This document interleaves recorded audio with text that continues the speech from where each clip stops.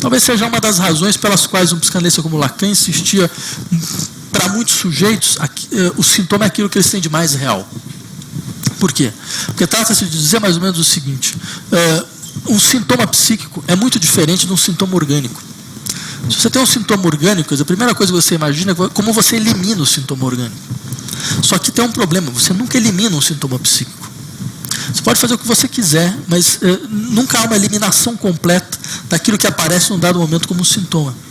Porque há uma imbricação complexa entre o sintoma que faz sofrer e a tentativa de construir um modo singular de viver, que são elementos completamente indissociáveis. Então, por isso que existe, Freud insistia, por exemplo, que existia uma coisa chamada reação terapêutica negativa, que era um momento em que o paciente parecia que se aferrava à sua doença.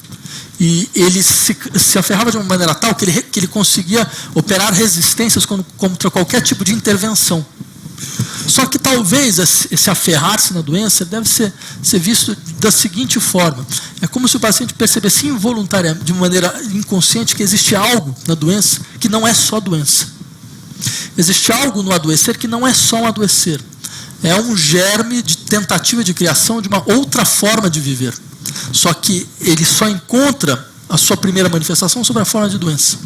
Veja, eu diria, sem medo de fazer um anacronismo, como se dizia já desde o século XVIII, o homem que pensa é um animal doente. Essa era uma maneira não só de dizer que o homem que pensa ele está isolado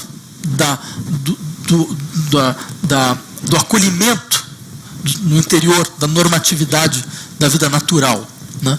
Era uma maneira também de dizer que a experiência do pensar ela é indissociável da experiência de um certo adoecer, né? Mas um certo adoecer que tem uma função formadora, né? Porque tem um certo adoecer que significa certas rupturas. Pensar é operar rupturas, né? Pensar é perder certas coisas, pensar é tomar distância de certas coisas, né?